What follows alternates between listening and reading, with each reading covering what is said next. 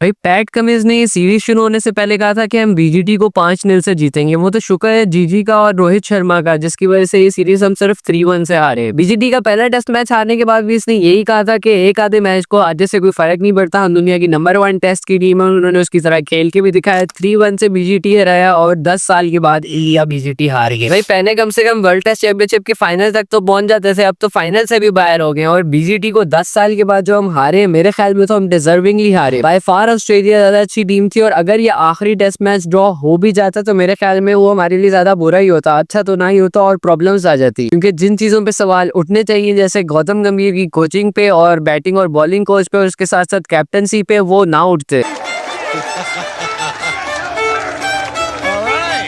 इतने बड़े सेटबैक के बाद भाई मैं तो कम से कम बड़े बड़े चेंजेस एक्सपेक्ट कर रहा हूँ, लेकिन अगर एक बंदा था जो बीजीटी जीतना डिजर्व करता था वो था बुमराह। भाई पूरी 2016 कोहली वर्ल्ड कप वाली कैरी जॉब की उसने इस बीजीटी के अंदर, लेकिन अफसोस कोहली की तरह वो भी कुछ कर नहीं पाया एंड पे। बीजीटी के अंदर से 33 विकेट्स ली जबकि रोहित शर्मा ने सिर्फ 31 रन ही बनाए थे। पूरे बॉलिंग ऑर्डर ने उसके अलावा हमारे 48 विकेट्स ली, अकेले उस बंदे ने 33 विकेट्स ली। पहला टेस्ट मैच जो हम जीते थे वो भी उसकी बॉलिंग और उसकी कैप्टनसी की वजह से ही था। बीच वाला एक टेस्ट मैच वैसे ही ड्रॉ हो गया था, उसमें भी बारिश के बचा लिया था और उसने फॉलो ऑन से बचाया था, यानी बैटिंग भी उसी ने की थी। और आखिरी टेस्ट मैच के अंदर भी पहले दूसरे दिन उसी की वजह से हमें होप थी, तीसरे दिन तो हमें वैसे ही लग रहा था कि हम लोग हार जाए। लेकिन भाई श्योरली ये one of the lowest point होगा इन इंडियन क्रिकेट हिस्ट्री। भाई साहब आप लोग सोच भी नहीं सकते कि इसी टीम ने 6 महीने पहले T20 वर्ल्ड कप जीता है। न्यूजीलैंड ने हमारा होम फोर्ट्रेस ब्रीच कर दिया, हमें होम के अंदर व्हाइट वॉश करके चले गए और अब 10 साल के बाद हम बीजीटी भी हार चुके हैं।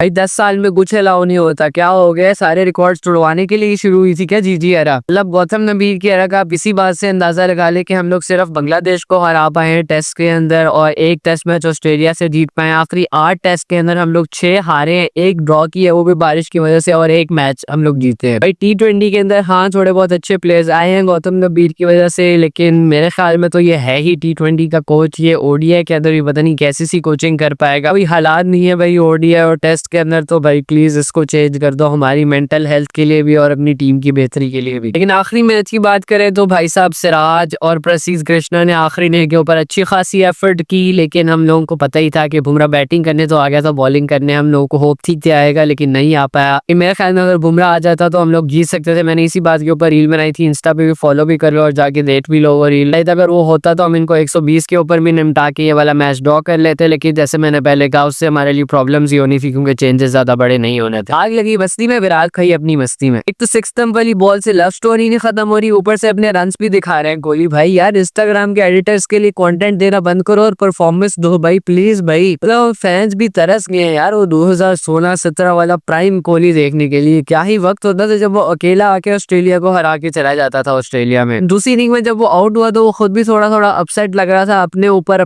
गुस्सा आना बनता भी है क्योंकि क्या पता ये उसका आखिरी टेस्ट मैच हो सकता था ऑस्ट्रेलिया के अंदर और भाई साहब वो कोई अपनी ट्रेडमार्क 50 भी नहीं छोड़ के जा सका, अपनी टीम के लिए कोई हेल्प भी नहीं कर सका क्योंकि एक बंदा जिससे मुझे उम्मीद थी कि वो स्टेप अप करेगा तो वो यही था। KL राहुल तो वैसे ही नहीं चलता किसी इंपॉर्टेंट मैच के अंदर।